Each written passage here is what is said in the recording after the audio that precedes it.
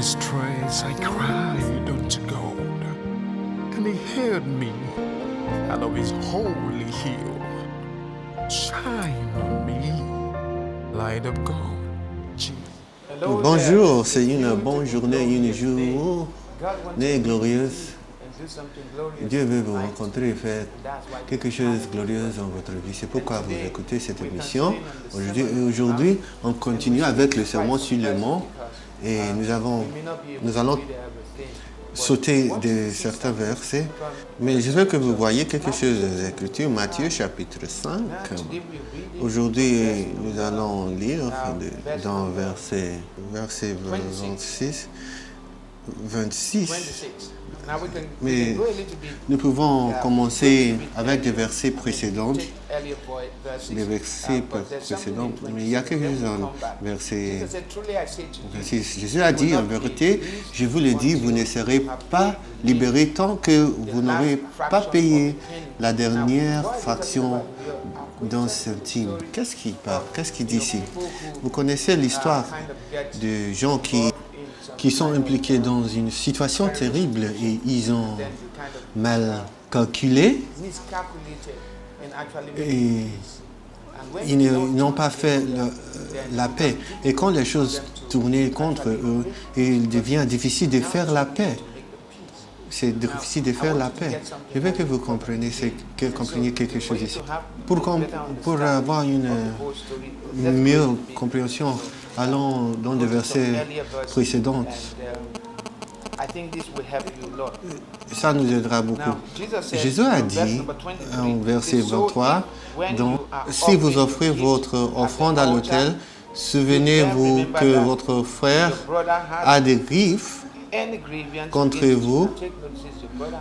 Oui, ton frère a des griefs contre vous. Non pas vous avez un griffe contre votre frère. Il dit, laissez votre offrande à l'autel et allez-y. Faites d'abord la paix avec votre frère, puis revenez et présentez votre cadeau. Maintenant, ce que Jésus disait ici, à cette époque-là, il prendrait un mouton ou un bœuf pour faire un sacrifice pour l'expiation. Il le présentait devant le prêtre qui fera le sacrifice et pour faire l'expiation pour les gens. Donc Jésus dit, si vous voulez faire la paix avec Dieu, si vous voulez trouver le pardon de la part de Dieu, si vous voulez qu'il vous pardonne vos péchés et vous réalise qu'il y a quelqu'un qui n'est pas en paix avec vous, il dit d'abord, il faut aller faire la paix avec cette personne-là avant d'offrir le sacrifice. En d'autres mots, vous devez régler ça d'abord, afin que votre sacrifice sera accepté. Maintenant, en verset 25, il dit, accepte promptement à ton accusateur pendant que tu voyages avec lui, de peur que ton accusateur ne te livre au juge et que le juge n'aille en prison et que tu ne sois pas mis en prison. Il dit, si vous avez un issue avec quelqu'un, avant le point que le cas est amené devant un juge, il dit que règle-le d'abord. Si c'est dans ton pouvoir de régler, règle-le. Maintenant, en avance, je sais que ce mot est pour quelqu'un aujourd'hui. Parfois, nous le manquons parce que nous croyons que nous avons droit et l'ennemi l'utilise pour nous tourmenter. Et Dieu dit à quelqu'un, ne laisse pas personne ou n'importe quelle chose vous empêcher de votre bénédiction. Et Jésus a dit, en vérité, je te le dis, que tu ne sortiras point de là jusqu'à ce que tu aies payé le dernier cadran. Ne laisse pas rien vous empêcher votre bénédiction. Pense à ceci aujourd'hui. Il y a plusieurs. Vous n'avez besoin de penser beaucoup. Si vous découvrez dans votre cœur qu'il y a quelqu'un que vous n'avez pas pardonné, ça peut couvrir la gloire de Dieu dans votre vie. Donc je vous encourage donc de relâcher ces gens-là. Si vous avez besoin de faire la...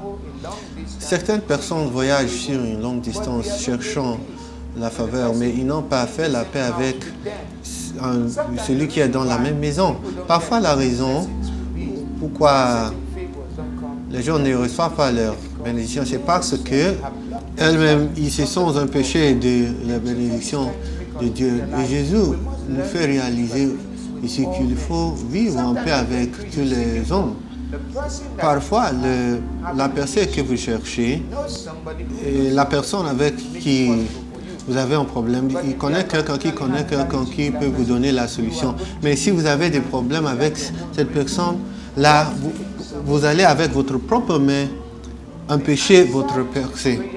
Dieu parle à quelqu'un aujourd'hui. La réponse à la prière que vous avez priée tous ces jours, ce n'est pas la jeûne, c'est simplement une relation cordiale avec les hommes qui sont autour de vous. C'est ce que dit l'Esprit de Dieu à vous aujourd'hui.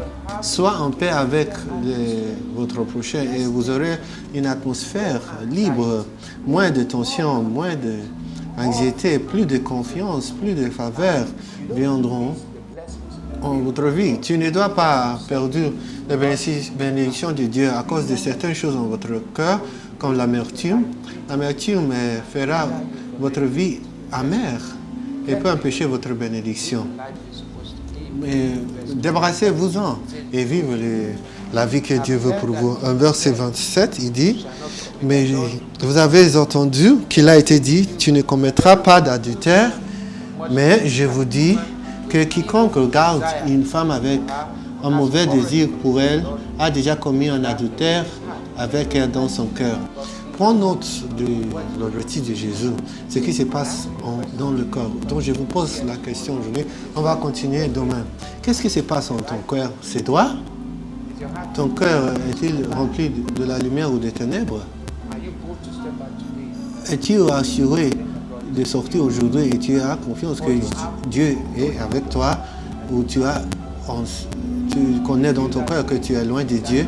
Si tu te sens comme ça, voici le moment de demander de Dieu de doter les ténèbres. Il y a une chanson que nous avons, ôte les ténèbres, lumière de la monde.